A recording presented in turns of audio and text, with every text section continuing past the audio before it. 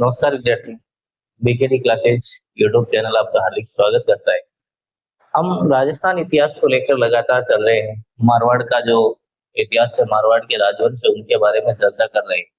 अभी पिछले वीडियो में हमने पढ़ा अजीत सिंह तक। अजीत सिंह जो है वो शासक बनते हैं तो उनके संरक्षक कौन होते हैं? संरक्षक होते हैं वीर दुर्गादास राठौड़। आज हम उन्हीं वीर दुर्गादास राठौड़ के बारे में चर्चा करेंगे, क्योंकि अजीत सिंह जो है वो वीर दुर्गादास राठौड़ के बिना अधूरे हैं। इनके बारे में चर्चा करते हैं। एक कंप्लीट जो वीडियो है वो इनका ही रहेगा। बात करते हैं जन्म की। जन्म कब हुआ और कहाँ हुआ? कॉमन सा सवाल है। 1638 में इनका जन्म होता है। कब होता है?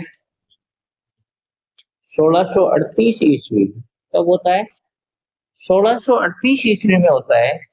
कहाँ पे होता है? सालवा कला नामक गांव में होता है। कहाँ? एक गांव है, और गांव कौन सा है? हम बात करें कौन से गांव की बात है, तो ये गांव है सालवा कला। कौन सा गांव है?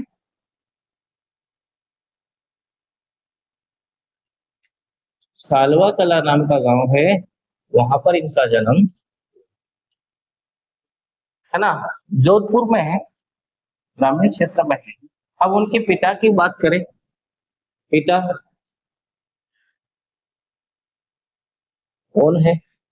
तो पिता आशकरण। कौन थे? आशकरण थे। कौन थे? आशकरण, है ना। माता की बात करें। माता जी कौन थे इनकी? तो माता का नाम था नेत कंवर। क्या नाम?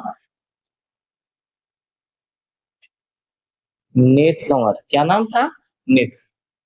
अगर कोई कह दे कि इनका पालन पोषण कहाँ पे हुआ, जन्म सालवा कला गांव में हुआ, लेकिन पालन पोषण की बात करते हैं वो लोहवा गांव में होता है। अब उनके बारे में जितनी सारी जानकारियां हैं, काफी चीजें हम पढ़ के आए हैं पीछे से। बहुत सारी जानकारियां पीछे से पढ़, क्योंकि अजीत सिंह को जब पढ़ते हैं, अजीत सिंह बिना दुर्गादास राठौड़ के अधूरे हैं। तो हम अजीत सिंह के साथ भी पढ़ के आए हैं, उनके जीवन के बारे में कुछ चर्चाएं पढ़ेंगे। अब बात करते हैं उपनामों की। क्या क्या उपनाम रहे? राठौड़ों का यूलिसिस। राठौड़ों का यूलिसिस।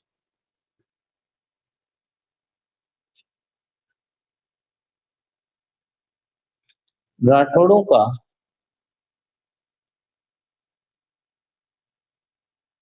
यूलिसिस। और ये नाम किसने दिया था? सॉरी, गलत लिख दिया क्या? यूलिलेस।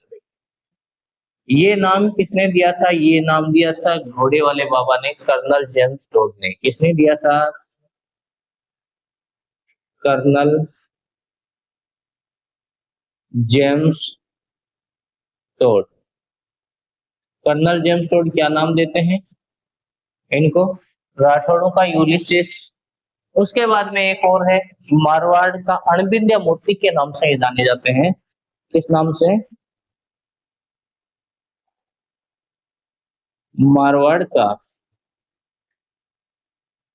अणबिंद्या मोती। क्या कहलाते हैं? मारवाड़ का अणबिंद्या मोती के नाम से जाने जाते हैं। ये राजस्थानी कहावतों में इनको क्या कहते हैं? मारवाड़ के अणबिंद्या मोती, है ना। अब बात करेंगे, इनकी मृत्यु होती है तो छतरी कहाँ पे बनी हुई है? क्या? छतरी। छतरी कहाँ पे है ना। क्या? छतरी कहाँ पे है किनकी? वीर दुर्गादास राठौड़ की। छतरी की बात करें तो छतरी है उज्जैन में। कहाँ है? उज्जैन में शिप्रा नदी के तट पर है। कहां पर है? शिप्रा नदी के तट पर। कहां पर?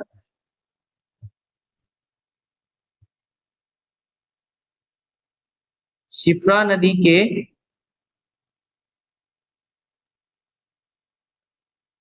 तट पर, उज्जैन में शिप्रा नदी के तट पर वीर दुर्गादास राठौड़ की छतरी बनी हुई है। इनके बाद में क्या होता है, एक अष्ट धातु की मूर्ति बनी है। क्या है? अष्ट धातु की मूर्ति। अष्ट धातु की मूर्ति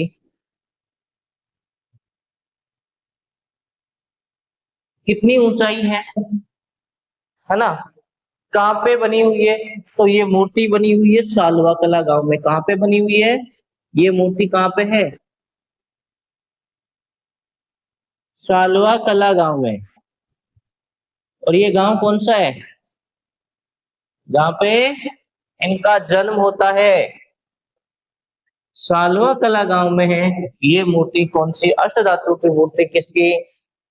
वीर दुर्गादास राठौड़ की मूर्ति है। किसकी मूर्ति है अष्ट धातु की मूर्ति? तो यह है वीर दुर्गादास राठौड़ की। किसकी मूर्ति है?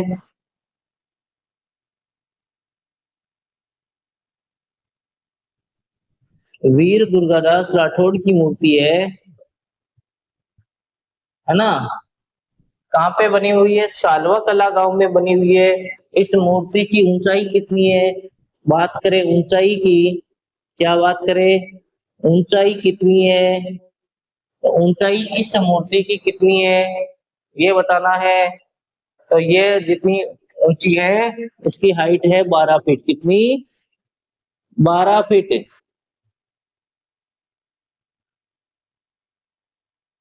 कितनी हाइट है? 12 फीट हाइट की मूर्ति है। किनकी है? वीर दुर्गादास राठौड़ की है। कहाँ पे बनी हुई है? सालवा कला गांव में बनी हुई है।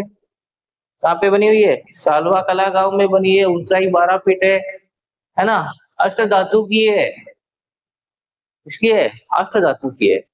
इस मूर्ति का जो वजन है, क्या अगर हम बात करें इस मूर्ति के, इसकी वजन कितना है कोई पूछ ले तो कितना वजन है इसका?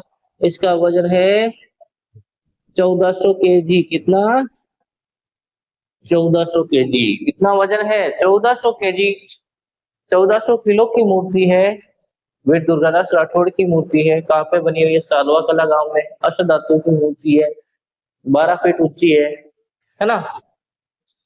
अब छतरी की बात करें तो छतरी शिप्रा नदी के तट पर है, उज्जैन में है।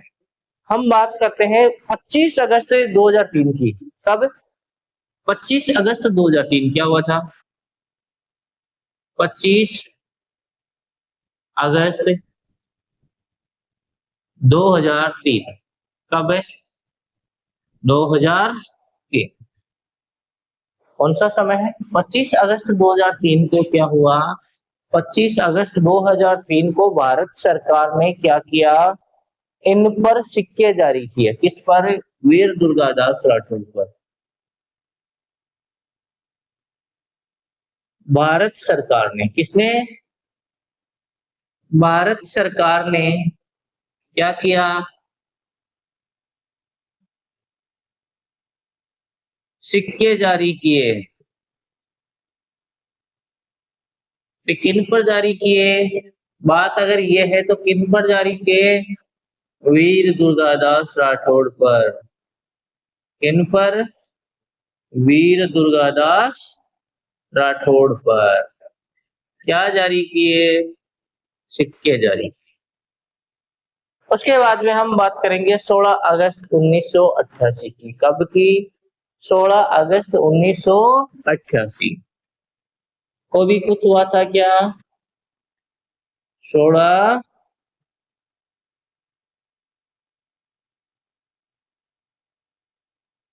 अगस्त 1988।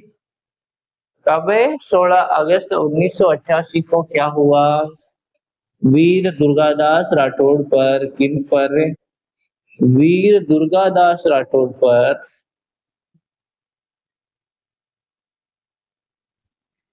दुर्गादास राठौड़ पर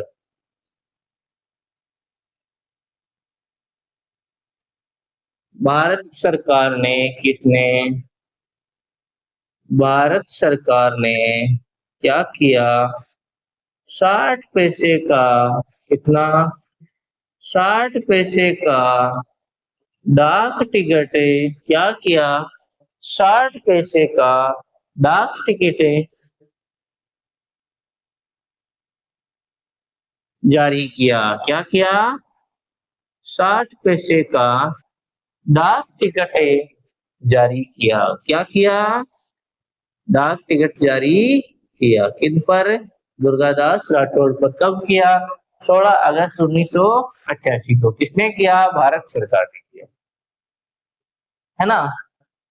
अब एक पेंटिंग बची है इनकी, क्या बची है, पेंटिंग।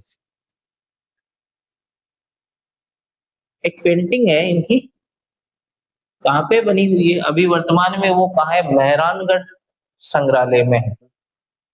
कहाँ पे है,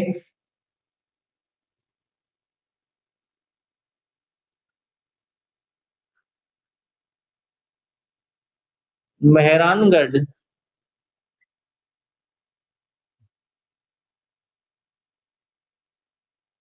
संग्रहालय में है। कहाँ पर है, मेहरानगढ़ संग्रहालय में है ना। किसने बनाई, तो इस पेंटिंग को बनाने वाला, हम्म, चित्रकार कौन था। बात करें कि चित्रकार कौन था, तो चित्रकार था एच ए मुल्लर। कौन, H H A H Muller. कौन, ए एच मुल्लर। कौन, ए एच मुल्लर। हम बात करेंगे वीर दुर्गादास राठौड़ के बारे में। कंप्लीट जितनी सारी चर्चाएं थी, बाकी हम पढ़ चुके हैं कि उनके कार्य कौन कौन से, उन्होंने जोधपुर में क्या किया, किस प्रकार से उन्होंने अजीत सिंह को बचाया, कहाँ कहाँ युद्ध किए, उनके बारे में हम चर्चा कर चुके हैं पिछले वीडियो में। ये इनके जीवन से संबंधित जो है ना, उस पर थोड़ा प्रकाश डालने की कोशिश की गई है। सबसे पहले बात करते हैं वीर दुर्गादास राठौड़ का जो जन्म है वो कब होता है, उसकी चर्चा करेंगे। तो वीर दुर्गादास राठौड़ का जन्म होता है 1638 में। कहां पर होता है, सालवा कला गांव में होता है। पिता कौन है, पिता है आसकरण। पिता कौन है, आसकरण है। माता कौन है, नेत कंवर है। उपनाम क्या है, राठौड़ों के यूलिसेलिस और कर्नल जेम्स टोड ने ये उपाधि इनको दी थी, ये उपनाम दिया था। अगर बात करें मारवाड़ का अणविद्या मोती, तो ये मारवाड़ी कहावतों में कहलाते हैं मारवाड़ का अणविद्या मोती। इनकी तो छतरी है, क्या छतरी, कहाँ पे बनी, उज्जैन में बनी हुई है, शिप्रा नदी के तट पर। कहाँ पे है, शिप्रा नदी के तट पर अष्ट धातु की एक मूर्ति भी बनी हुई है। इनके जो जन्म स्थान पर, यानी उनका जो गांव जहां पर इनका जन्म हुआ, उसी गांव में सालवा कला गांव में है, जिसकी ऊंचाई 12 फीट है। कितनी है, 12 फीट है। और वजन कितना है, वजन है इसका लगभग 1400 किलो, है ना।